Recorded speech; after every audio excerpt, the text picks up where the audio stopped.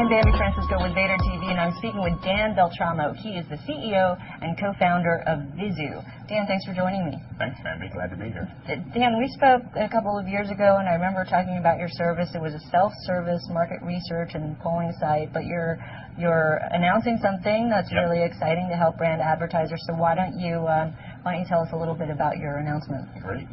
Well, what we're announcing is a product called Ad Catalyist, and what its objective is to give brand advertisers the confidence to spend more money online. What we've seen is that obviously the audience, people out there, spend more and more of their time in front of their computer, but advertising dollars, in particular brand advertising dollars, haven't followed the people to the computer yet. Right. And my background was in brand advertising and information systems, and I knew that brand advertisers will happily spend money if they have a good measurement system, some way to keep track of are they getting value for what they spend. Right.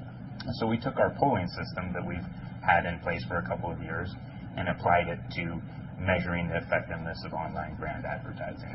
So talk a little bit about that. That seems like the holy grail, trying to get the most effective measurement for your display ads. Advertising is notorious. Right. I mean, search is great. You sort of get an ROI there, but because it's a click-through rate, but nobody really knows. So when it comes to display advertising, so what are you doing differently? How does it work? Yeah. Well, I kind of think of it as the holy grail from my marketing days. I wish I had an information system like this. So direct response marketing, the Google type stuff, is all based on click-through rates, and that's how many times people click. Sure. But if you're Chevy or McDonald's or Hilton Hotels, you might be trying to change people's opinion with the ad and not asking them to click on the ad. You're trying to influence their opinion. So the measure that we use is brand lift. So we're moving away, our customers are moving away from click-through rate to a measure called brand lift. And the brand lift is how much that advertising campaign affects your perception of the product.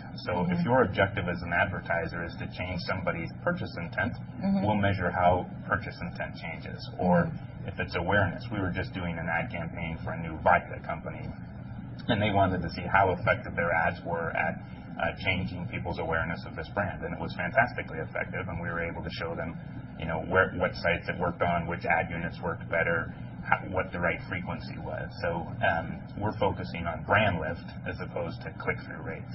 So this is already a campaign that you've done that's part of this actual product that you're now releasing. So we're announcing it. We've actually been in a pretty extensive beta program for the last 9 months or so, and we're working already with quite a few of the major online publishers and brands like Hilton, Macy's, Casio, HP, Panasonic, Polaroid. So quite a few, and we feel very good about it. We waited to launch it now until we really felt like we had a very solid system that a lot of people could rely on and get good data from. But you use your market research or your surveys across the various sites. How many sites do you have running on? Well, we're running on thousands of sites now, and what's great about this service is it can run on any site. So say that Toyota comes to us, or their agency comes to us, and they want to run a campaign on 10 different sites with 10 different creative units. Our code rides right on those advertisements. We keep track of who sees the ads, which ads they see, and how many times they see them. And then we'll pull a group of those people who've been exposed to the ads, and we'll compare how they respond to the brand to a group of people who have not been exposed to the ads. And so that's test and control methodology. Test has been exposed, control hasn't. And that's how the IAB and ARF recommend doing this type of research. The markets, I've been writing a lot about display advertising, getting hit a lot of analysts out there lowering their estimates. How's that? What are you seeing out there? Well, I think, the good news is they're lowering their growth estimates. They're not saying that it's not growing, so it's maybe dropping from 25% growth to 20% growth. So we're seeing robust growth. We've talked to a few advertisers who've seen pullbacks in a few particular categories, finance being one of the ones that's dropped back a fair bit. But the brand advertisers they haven't really come online in a big way yet. They still want to come online. These are the Coca-Colas, Pepsis, Burger Kings of the world, and there's still good growth there. Okay. How are the sites, the publishing sites, using this? And good question. Questions like Vader TV would love additional advertising if we can. So we have two types of clients. There's the publishers and the agencies. And the publishers, the way they use us is largely as a sales tool. It helps them convey to their advertisers the value of advertising on their site. So if Toyota's agency approached Vader TV and wanted to do an advertising campaign, you could say, hey, Toyota, we're going to give you better information about how your campaign performs on our site than any other site out there. We're going to show you how it's delivering against your primary objective, and we can even optimize in real time the ad units that are working on our site or on our network of sites. So it basically becomes a sales tool. It's often used in sales pitches as a way to differentiate a company and as a marketing tool. Do you bring an advertiser to, say, if you work with a publisher, would you bring an advertiser to them as well? We have a little bit on occasion, but normally what we do is we educate a publisher's sales force, their direct sales force, on how to use data as an effective sales tool. And then they would also be giving you a split of the ad. So I take it, is that your, what is the economics? It's not quite like that, but we get paid on a per campaign basis, and we have a fixed fee with the publisher. So it's normally in the several $1,000s range per campaign, but it actually gets to be progressively smaller split the bigger the campaign. So it's a very, very affordable. And the reason they pay that is because you're showing that you're showing the advertiser that the publisher can deliver. And it's a way for that publisher to. So when Toyota wants to do that campaign, they have Cars.com, Edmunds.com, Yahoo Autos, all of these guys who have almost very similar content, except that one guy has the guts to stand up and say, look, I'm going to measure how well that campaign is performing. And what is a good campaign? And what's a good measurement?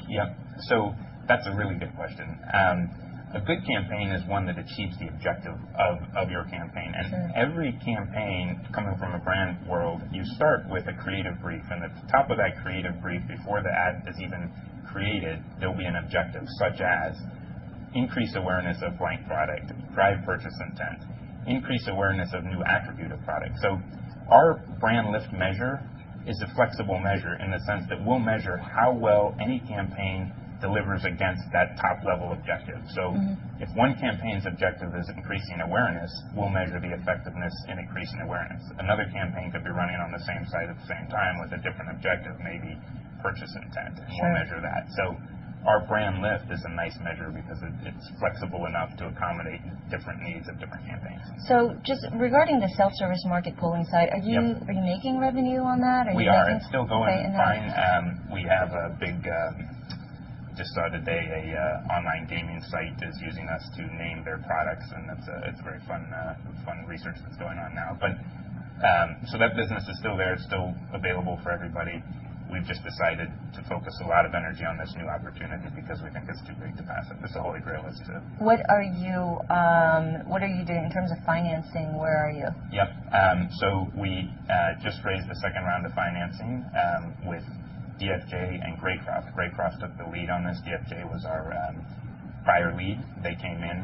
Graycroft has been fantastic. They're a digital media-focused agency out of New York. And how much did you raise?